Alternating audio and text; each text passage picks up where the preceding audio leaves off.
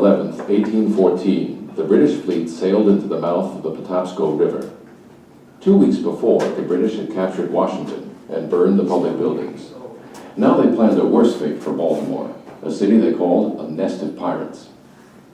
But Baltimore was prepared. Fort McHenry had been strengthened, and several gun batteries supported Fort McHenry in guarding the harbor entrance. In the hot weeks of late summer, General Sam Smith had directed citizens, free blacks, soldiers, and slaves to build defenses at Hampstead Hill across the expected route of the British advance. People gave money and supplies, and militia poured into Baltimore. When the British ships appeared, General Smith sent a brigade of militia marching out the North Point Road. As General Smith anticipated, the British attacked by land and sea. On the morning of September 12th, the veteran British soldiers stepped ashore at North Point and began marching toward Baltimore. As a last defense measure, the Americans began sinking merchant ships to block the harbor. Halfway to Baltimore, the British advance guard encountered a party of American riflemen, and in a brief skirmish, their commander, Major General Robert Ross, was killed. Continuing their advance, the British struck the main body of the American forces. The Battle of North Point raged for 2 hours.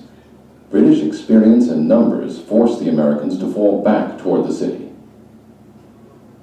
At dawn on September 13th, the British began the second part of their two-pronged attack. British warships opened fire on Fort McHenry. All day, the Americans endured the bombardment, feeling, said one defender, like pigeons tied by the legs to be shot at. But the rain of bombs and rockets did not weaken the fort. When the British ships moved closer, the fort's cannon drove them back. Meanwhile, on land, the British Army marched toward Baltimore. At Hampstead Hill, the British were stopped by the strong American earthworks and the 10,000 men behind them.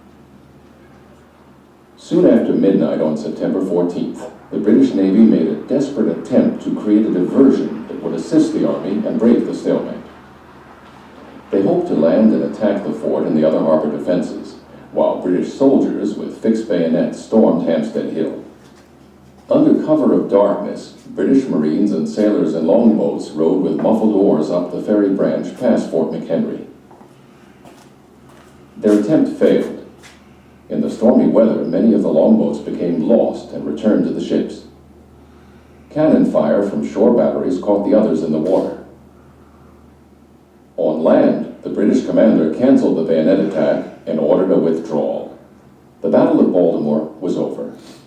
British ships began to collect troops at North Point and 2 days later sailed into the Chesapeake Bay. Standing on the deck of a truce ship returning to Baltimore, Francis Scott Key saw his country's flag flying over Fort McHenry. Baltimore had been saved.